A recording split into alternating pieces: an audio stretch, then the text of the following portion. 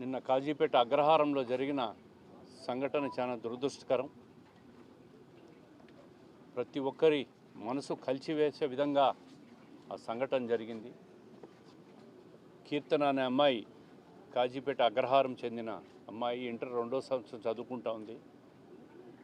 ఇంట్లో తల్లిదండ్రులు పని మీద పోయిన సందర్భంలో వంట చేసుకుంటా ఉంటే ఈ కిరాతకుడు ఇంట్లోకి పోయి ప్రేమ పేరుతో ఆ అమ్మాయిని గొంతు కోయడం చూస్తూ ఉంటే సభ్య సమాజం బాధపడే విధంగా, తలదించుకునే విధంగా యువత తయారవుతూ ఉంది. ఇటువంటి కిరాతకులను ప్రభుత్వం, చట్టం ఖచ్చితంగా కఠినంగా శిక్షించే పరిస్థితి వస్తుంది తప్పకుండా. ఆ కుటుంబానికి ప్రగాఢ సానుభూతి తెలియజేస్తున్నాం. అదేవిధంగా ఇంకా పోస్ట్ మార్టం కూడా కాలేదు. ప్రభుత్వం దృష్టిలో ఉంది ఈ సంఘటన. ఇప్పుడే ఇన్ఛార్జ్ మంత్రి గారితో కూడా మాట్లాడే ప్రయత్నం చేశాం.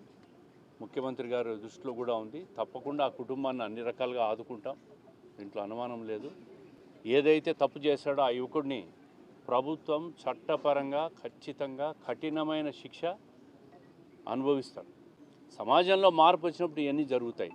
లేదంటే ఆ అమ్మాయి ఇంట్లో వంట చేసుకుంటూ ఉంటే ఇంట్లోకి దూరి గొంతు కోయడం చూస్తూ ఉంటే అతని మానసిక పరిస్థితి ఏందో కూడా ఖచ్చితంగా మానసిక వైద్య నిపుణులు, డాక్టర్లు కూడా అధ్యయనం చేయాలి ఇట్లా కేసుల్లో.